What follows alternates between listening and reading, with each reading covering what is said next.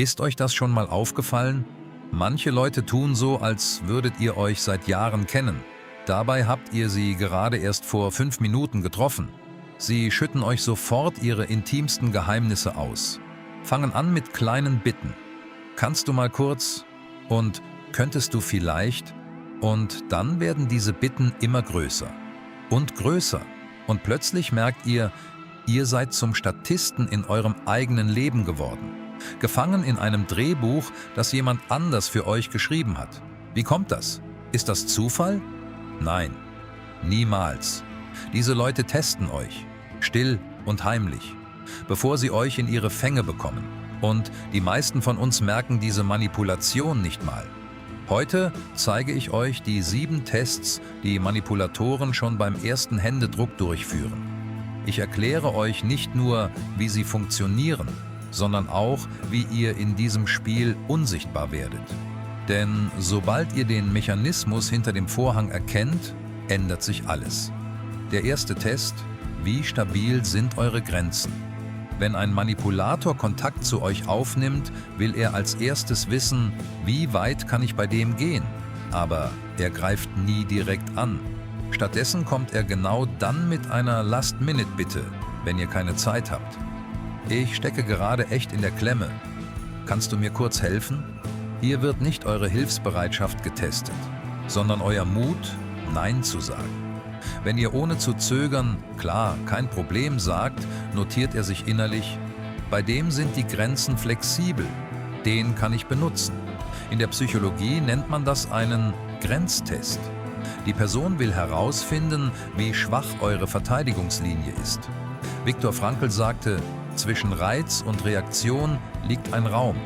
In diesem Raum liegt unsere Freiheit und unsere Kraft.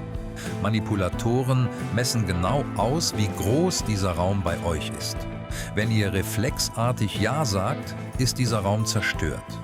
Und das ist für sie ein grünes Licht. Der zweite Test: Wie leicht fühlt ihr euch schuldig?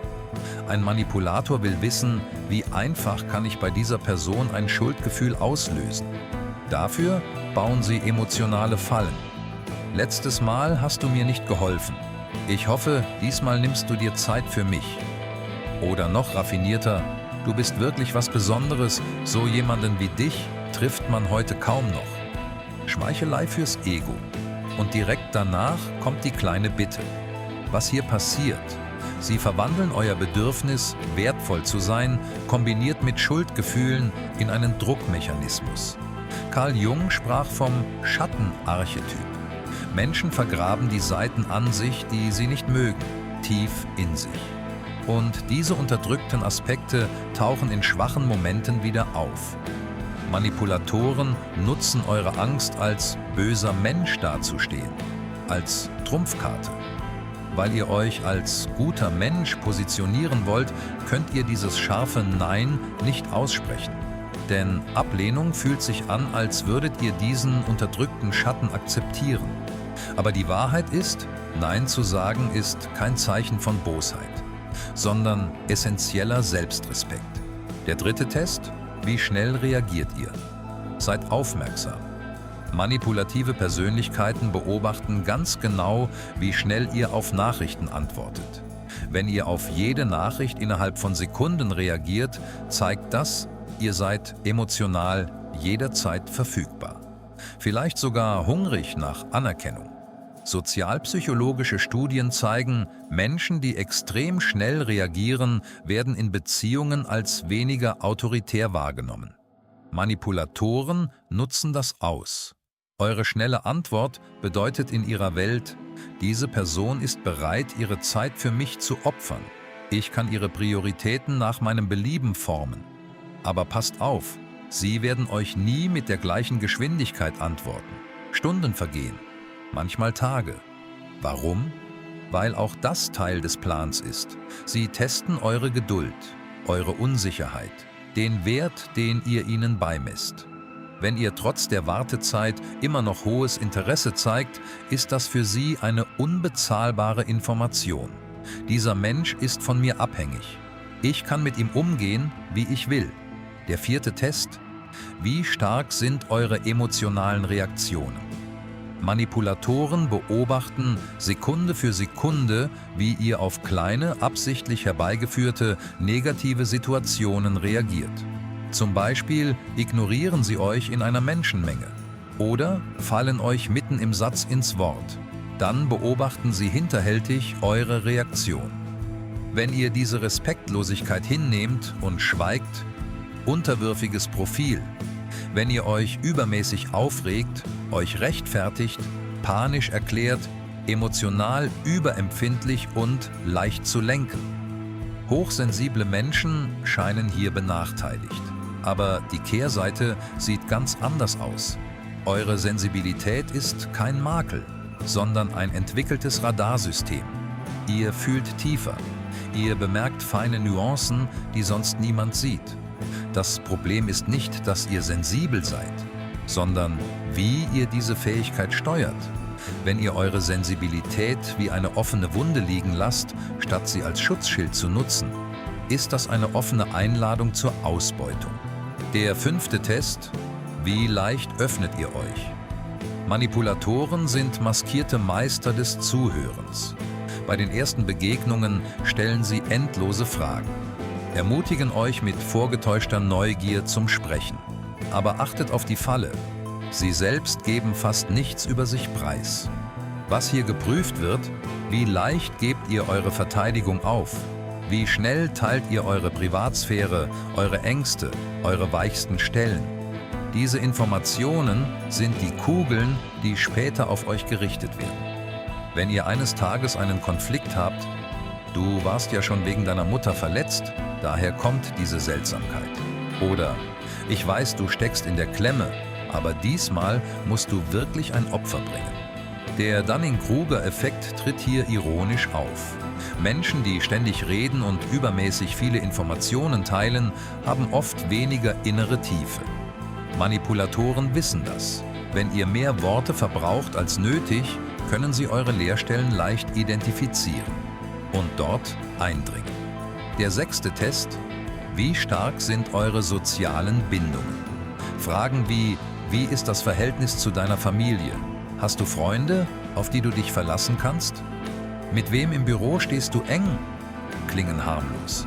Aber für Manipulatoren sind diese Daten Gold wert. Sie zeigen, wie stark euer Schutzpanzer ist. Wenn ihr sozial isoliert seid, die Familienbande zerrissen sind, euer Umfeld dünn ist, seid ihr viel leichter zu manipulieren. Denn die starken Freunde in eurem Umfeld sind die einzigen, die dieses Spiel frühzeitig erkennen und euch wachrütteln könnten. Sie auszuschalten ist der erste Schachzug des Manipulators. Mit giftigen Sätzen wie „Deine Familie versteht dich nicht", „Nur ich verstehe dich wirklich", wird dieser Isolationsprozess eingeleitet. Aber die Wahrheit ist: Einsamkeit ist keine Schwäche. Richtig aufgebaut ist sie eine unnehmbare Festung. Introvertierte Menschen, die die Würde der Einsamkeit lieben, entwickeln eine natürliche Barriere gegen Manipulation. Denn ihr Bedürfnis nach Bestätigung von außen ist gering. Aber wenn eure Einsamkeit aus einem Gefühl des Mangels kommt, macht euch das zur schutzlosen Beute. Der 7. Test: Wie stark ist euer Gerechtigkeitsgefühl?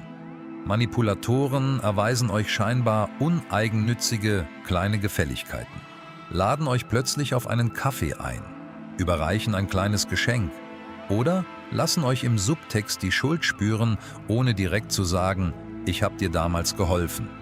Aber keine dieser Gesten ist jemals kostenlos. In der Psychologie nennt man das Reziprozitätstendenz. Menschen fühlen sich verpflichtet, eine erwiesene Güte zu erwidern. Manipulatoren rüsten diesen Reflex wie eine Waffe auf. Nachdem sie euch eine kleine Gunst erwiesen haben, warten sie den richtigen Zeitpunkt ab. Dann kommen sie mit einer viel schwereren Forderung. Und ihr tappt in die Falle. Er hat was für mich getan. Jetzt abzulehnen wäre falsch. Aber es gibt keine gerechte Waage. Was er euch bot, war eine kleine Geste. Was er von euch verlangt, ist ein großes Opfer, das euch Lebenszeit raubt. In wahren Beziehungen fließt Gegenseitigkeit natürlich. Ohne Zwang, ohne Buch, ohne Rechnung. In manipulativen Beziehungen ist alles ein Buchhaltungseintrag. Und in diesem Buch seid ihr immer der Schuldner. Also, was könnt ihr tun? Hier sind 3 Werkzeuge mit eisernem Willen. Erstens, die 3-Satz-Disziplin. Wenn jemand eine grenzüberschreitende Forderung stellt und ihr Nein sagen wollt, Satz 1: Ich verstehe deine Lage, das ist wichtig für dich. Satz 2: Aber im Moment kann ich diese Verantwortung nicht übernehmen.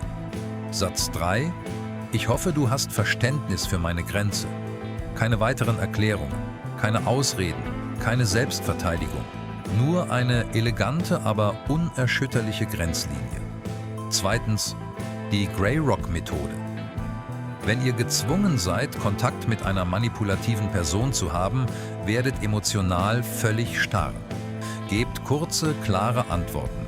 Teilt niemals Details. Reagiert auf keine Provokation. Werdet so langweilig und uninteressant wie ein grauer Felsbrocken am Wegesrand. Manipulatoren ernähren sich von Drama, Chaos und emotionalen Ausbrüchen. Wenn ihr ihnen diese Energie nicht gebt, verlieren sie nach einer Weile das Interesse. Drittens, das Ritual der mentalen Klarheit. Geht jeden Tag 20 Minuten in einer ruhigen Umgebung euren Geist durch. Wer hat heute versucht, mir was zu diktieren? In welchem Dialog habe ich mich unwohl gefühlt? Warum konnte ich an dem Punkt nicht Nein sagen? Diese Praxis ermöglicht es euch, die hinterhältigen Einflüsterungen der Manipulation zu diagnostizieren, bevor sie stärker werden. Vergesst nicht, dieses Wissen soll euch nicht isolieren oder paranoid machen, sondern eure Achtsamkeit schärfen. Nicht jeder Mensch ist ein Manipulator, aber einige sind es. Und sie rechtzeitig zu erkennen, kann eure seelische Integrität bewahren. Verliert das nicht aus den Augen. Jene sensiblen Eigenschaften, die ihr für eure Schwäche hieltet, sind bei richtiger Führung eure unnehmbarste Festung. Eure Sensibilität ist ein Frühwarnsystem. Eure Einsamkeit eine unüberwindbare Burg. Euer introvertierter Charakter ein Filter. Das Problem liegt nicht in eurem Stoff, sondern darin, welchem Schneider ihr diesen Stoff anvertraut. Jetzt stelle ich euch die kritische Frage. Mit welchem dieser 7 hinterhältigen Tests wurdet ihr schon mal konfrontiert? Teilt eure Erfahrungen in den Kommentaren, denn manchmal erlebt man die erschütterndste Erleuchtung, während man durch die Dunkelheit eines anderen geht. Fahrt entschlossen fort. Seht die Wahrheit hinter dem Unsichtbaren.